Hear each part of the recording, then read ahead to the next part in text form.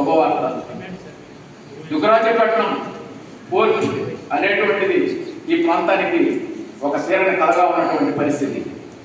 ఒకసారి వెనక్కిపోతే యూపీఏ హయాంలో ప్రధానమంత్రి ఈనాడు పోర్ట్ లేకపోయినా నౌకా నిర్మాణ కేంద్రానికి కేంద్ర ప్రభుత్వం ఆమోదించిన దానికి అది మా మండలానికి వస్తున్నటువంటి సందర్భంగా ఈ వాకాడు మండలం తరఫున ఈనాడు జరుగుతున్నటువంటి ఈ సర్వసభ్య సమావేశం ద్వారా ఒక తీర్మానాన్ని ఆమోదించమని చెప్పి మండల అభివృద్ధి అధికారి గారికి ఇక్కడ ఉన్నటువంటి ప్రజాప్రతినిధులందరి తరఫున కేంద్ర రాష్ట్ర ప్రభుత్వాల కృతజ్ఞతలు తెలియజేసేటువంటి తీర్మానాన్ని ఒకటి ఆమోదించమని చెప్పి కూడా నేను ఈ సభ ద్వారా కోరుకుంటున్నాం.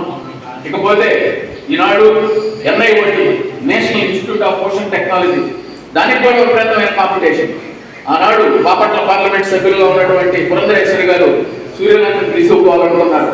అదేవిధంగా ఆనాడు కేంద్ర మంత్రిగా ఉన్నటువంటి పల్లం రాజు గారు కాకినాడకి తీసుకుపోవాలన్నారు.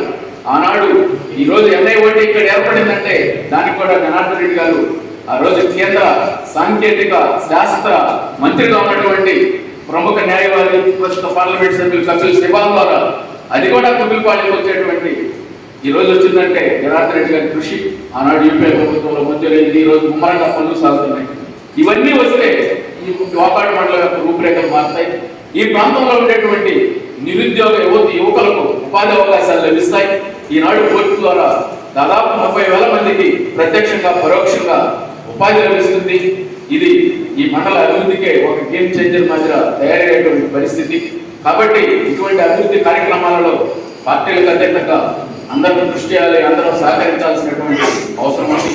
ఇకపోతే ఇప్పుడు ఈ సభ జరుపుకుంటున్నటువంటి సమయంలో ప్రధానమైనటువంటి సమస్య ఈ మండలంలో మంచినీటి సమస్య. RWS అధికారులు దృష్టి పెట్టి ఏ గ్రామంలో కూడా మంచినీటి సమస్య లేకుండా ప్రజాప్రతినిధులను సమన్వయం చేసుకుని మంచినీటి అక్కడి నివారణకు ముందు జాగ్రత్త చర్యలు తీసుకోవాల్సినటువంటి అవసరం ఉంది.